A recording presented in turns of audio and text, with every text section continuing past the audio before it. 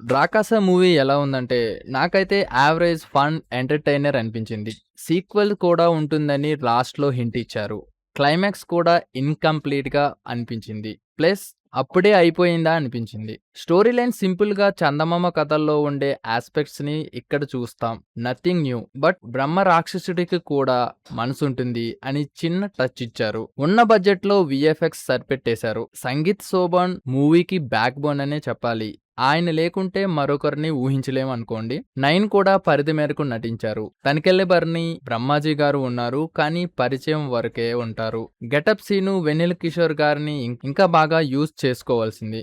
కానీ యూజ్ చేసుకోలేదు. Comedy, fantasy అన్నారు కానీ అటువంటి ఫీల్ అయితే రాలేదు. Songs are good. కథ ముందుకు వెళ్తుంది అన్నప్పుడు అక్కడక్కడ ఆగిపోతున్నట్టు అనిపించింది. కొన్ని ఫ్లాస్ ఉన్నాయి. అవి మినహాయిస్తే రెస్ట్ మూవీ గుడ్.